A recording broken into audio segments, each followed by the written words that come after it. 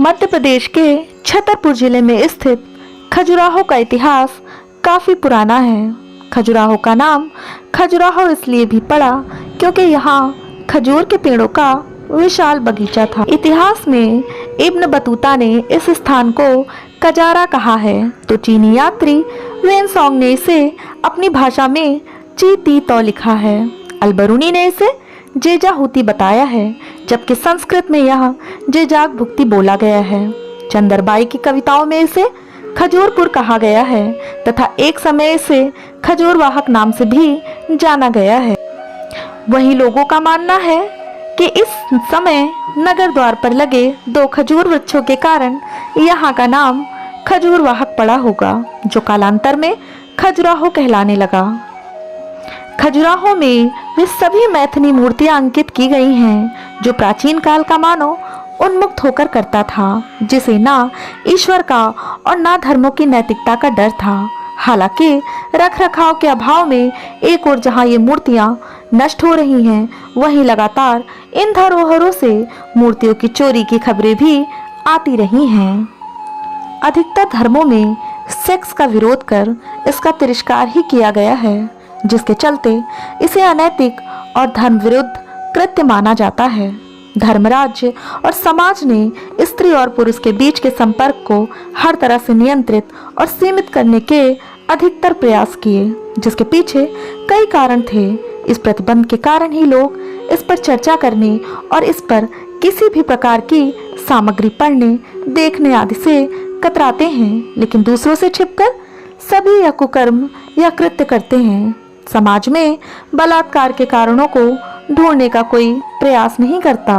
Sex ना तो रहस्यपूर्ण है और ना ही पशुवृत्ति। सेक्स ना तो पाप से जुड़ा है और ना ही पुण्य से। इस पर हमेशा ही ये चर्चा होती रही है। यह एक सामान्य कृत्य है, लेकिन इस पर प्रतिबंध के कारण यह समाज के केंद्र में आ गया है। पशुओं में सेक्स प्रवृत्ति सहज और सामान्य होती है, जबकि मानव ने इसे सिर पर चढ़ा रखा है। मांस, मदिरा और मैथुन में कोई दोष नहीं। दोष है आदमी की प्रवृत्ति और अतृप्ति में।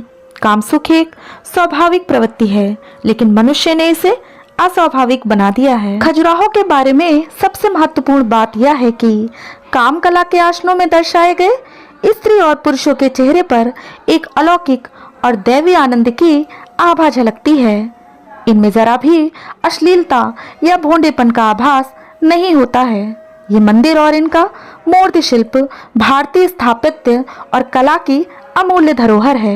इन मंदिरों की भव्यता, सुंदरता और प्राचीनता को देखते हुए ही इन्हें विश्व धरोहर में शामिल किया गया है। खजुराहो में वे सभी मैथिली मूर्तियां अंकित की गई हैं जो प्राचीन काल का मानव उन्मत्त होकर करता था। अब सवाल यह उठता है कि मंदिर जैसी पवित्र जगह पर इस तरह की मैथिली मूर्तियां क्यों बनाई गई होंगी। खजुराहो में वे सभी मैथिली मूर्तियां अंकित की गई हैं जो प्राचीन काल का मानव उन्मत्त होकर करता था, जिसे ना तो ईश्वर का और ना ही धर्मों की नैतिकता का डर था। हालांकि इसका मूर्ति शिल्प लक्ष्मण, शिव, पार्वती को समर्पित मंदिरों का अंग है, इसीलिए इनके धार्मिक महत्व से इनकार नहीं किया जा सकता। खजुराहो के मंदिर के बनाने के अलग अलग कारण बताए जाते हैं। एक मत यह है कि ये मूर्तियां यहाँ अर्थ, धर्म, काम और मोक्ष के सिद्धांत का हिस्सा हैं। इस विषय में यह भी कहा जाता है कि ये प्रतिमाएं भक्तों के संयम की परीक्षा का माध्यम हैं। मोक्ष के कई मार्गों में से एक है काम। सनातन हिंदू धर्म ने जिंदगी को 4 पुरुषार्थों के हवाले किया है। धर्म, अर्थ, काम और मोक्ष एक एक सीढ़ी है और एक एक सफलता, और इन चारों पुरुषार्थों का समन्वय है खजुराहो के मंदिरों में। मंदिर निर्माण के कारणों में एक तर्क यह भी दिया जाता है कि उस काल में बौद्ध धर्म के प्रभाव के चलते गृहस्थ धर्म से विमुख होकर अधिकतर युवा ब्रह्मचर्य और संन्यास की ओर अग्रसर हो रहे थे। उन्हें पुनः गृहस्थ धर्म के प्रति आसक्त करने के लिए ही देश भर में इस तरह के मंदिर बनाए गए और उनके माध्यम से यह दर्शाया गया कि गृहस्थ रहकर भी मोक्ष प्राप्त किया जा सकता है। कहा जाता है कि चंदेल राजाओं के काल में इस क्षेत्र में तांत्रिक समुदाय की वाम मार्गी शाखा का वर्चस्व था, जो योग तथा भोग दोनों को मोक्ष का साधन मानते थे। ये मूर्तियां उनके क्रियाकलापों की ही देन है। बहरहाल स्थापत्य की इस विधा के मूल में कारण और औचित्य चाहे कुछ भी रहा हो, यह तो निश्चित है कि उस काल की संस्कृति में ऐसी कला का भी महत्वपूर्ण स्थान था। खजुराहो के मंदिर के निर्माण के संबंध में बुंदेलखंड में एक जनश्रुति प्रचलित है। कहते हैं कि एक बार राजपुरोहित हेमराज की पुत्री हेमवती संध्या के बेला में सरोवर में स्नान करने पहुंची। उस दौरान आकाश में विचरते चंद्रदेव ने जब स्नान करती अति सुंदर और नवयौवना से भीगी हुई हेमवती को देखा तो उस पर आसक्त हुए बगैर नहीं रह पाए। उसी पल वे रूपशी हेमवती के समक्ष प्रकट हुए और उससे प्रणय निवेदन किया। कहते हैं कि उसके मधुर संयोग से जो पुत्र उत्पन्न हुआ उसने ही बड़े होकर चंदेल वंश की स्थापना की। समाज के भय से हेमवती ने उस बालक को वन में कर्णावती नदी के तट पर पाला और उसका नाम चंद्रवर्मन रखा। बड़ा होकर चंद्रवर्मन एक प्रभावशाली राजा बना। एक बार उसकी माता हेमवती ने उसे स्वप्न में दर्शन देकर ऐसे मंदिर के निर्माण के लिए प्रेरित किया जो समाज को ऐसा संदेश दे जिससे समाज यह समझ सके कि जीवन के अन्य पहलुओं के समान कामेक्षा भी एक अनिवार्य अंग है और इस इच्छा को पूर्ण करने वाला इंसान कभी पाप बोझ से ग्रस्त ना हो। ऐसे मंदिरों के निर्माण के लिए चंद्रवर्मन ने खजुराहो को चुना। इसे अपनी राजधानी बनाकर उसने 85 वेदियों का एक विशाल यज्ञ किया।